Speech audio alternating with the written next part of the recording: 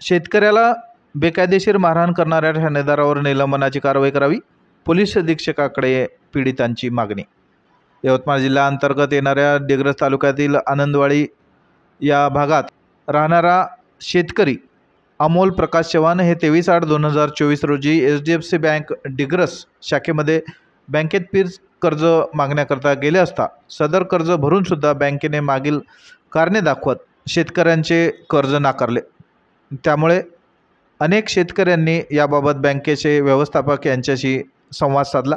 त्यावेळी शेतकरी अमोल चव्हाण यांनी बँक व्यवस्थापक यांच्याशी संवाद साधण्याकरता गेले असता काही कारण नसताना बँकेच्या व्यवस्थापकाने पोलीस स्टेशन दिग्रस यांना फोन लावून बँकेमध्ये बोलवले व दिग्रस पोलीस स्टेशनचे ठाणेदार शिवानंद वानखडे यांनी कोणतीही विचारपूस न करता अमोल चव्हाण यांना बेदम मारहाण करून पोलिसाच्या या बेदम मारहाणीचा व्हिडिओ फुटेज CCTV कॅमेऱ्यामध्ये कैद झालेले आहे। त्यामुळे या घटनेचा संपूर्ण तपास करून त्या पोलीस अधिकाऱ्यावर कारवाई करावी अशी मागणी शेतकऱ्यांच्या वतीने करण्यात आली आहे।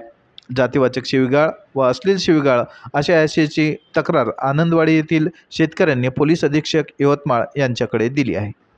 अमोल चव्हाण राहणार आनंदवाडी पोस्ट सोरसूर तालुका दिग्रस जिल्हा यवतमाळ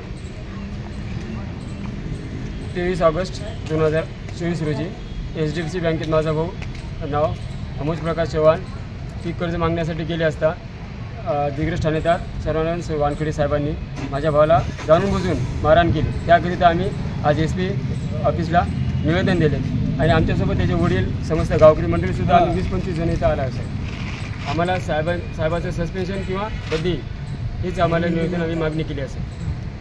गाव आनंदवाडी तालुका दिग्रस जिल्हा यवतमाळ। माझ्या मिस्टरला मारहाण झाल्याबद्दल अमोल प्रकाश चव्हाणला मला दिग्रसचे ठाणेदार शिवानंद वानखडे साहेब निलंबित पाहिजे। आज आम्ही निवेदन दिलेले आहे। निवेदन कुठे दिलं आपण? आज SP ऑफिसला दिलेलं आहे।